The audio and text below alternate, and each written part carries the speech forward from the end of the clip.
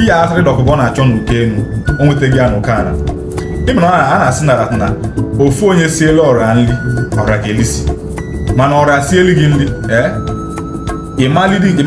ịmalite nke ofu onye si n'ime ya bụ nri sef bifo igwe ekwubekwulizi nke ndị ọzọ si ihe niile Asari Dokubo na-akpọkọbasi na akọbasisi olugo mgbe ọ ga-achụ ya ọnụ bikos ụmụ Igbo niile ka etichi ya lesin ịmana asị na ọ bụrụ na eke mere ihe o ji bụla eke ụmụ mmadụ ewuli ya wee kee nkụ so o tego aka a na-akpatu agụ aka n'ọdụ nke ndị bụ agụ ha ụmụ Igbo a na-akpafe aka n'ọdụ bụ ụmụ Naijiria feel that na anyị na-alawa ụla na nwere ihe ga-eme Biafran Liberation Soldiers emego vidio send ya Asari Dokubo na-agwara atụ na ọ bụrụ na o wepụrụ aka enwe n'ofe a ga-eme ka aka ya were aka mmadụ ozugbo ozugbo epepụ ya watch and video gonna follow mgbe na-akpọtụ Now who they find trouble? Asari, you dey find trouble.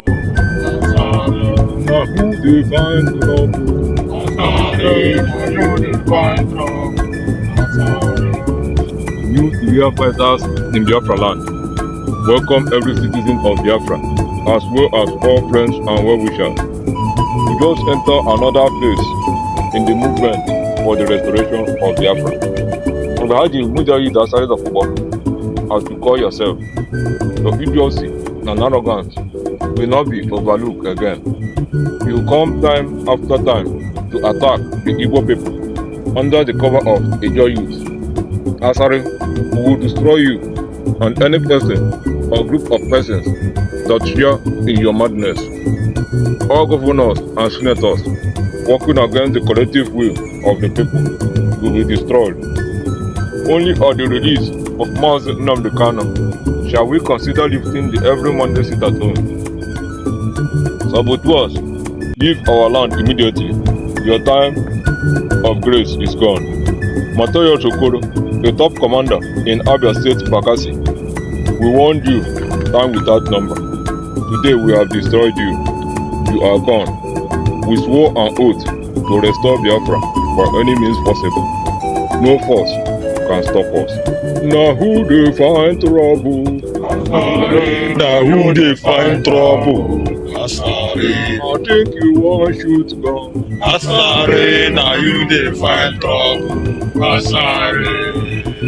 ụmụ Igbo elugo mgbe a ga-ebido unite go mind together can deal with all these people because ihe me most of these people na-eji apụta inwe ọnụ akọcha ụmụ Igbo nwere ihe ga-eme bụ na fenega anyị afụ na anyị abụ ụmụ Igbo na nwaanyị sef na anyị nwa sef na side nke sef na anyị awọtebedi ihe na-eme anyị eme sef we are not even that united when I say ekwu ọ bụ na anyị ike unite go nwaanyị na olugo mgbe anyị ga-ebido deal with all this external miscreant ma ọ bụrụ dị na-asụ Igbo otherwise afọ m ka Asari Dokubo nwụjusi afọ na nwụsịa pami na all this nchọkụ njọ na nwụjusi afọ na afọ ya na-esi du ụtọsapụ ọnụ o ji eri ji na ede ebe na-agwata ndị Igbo okwu na-atretin ndị Igbo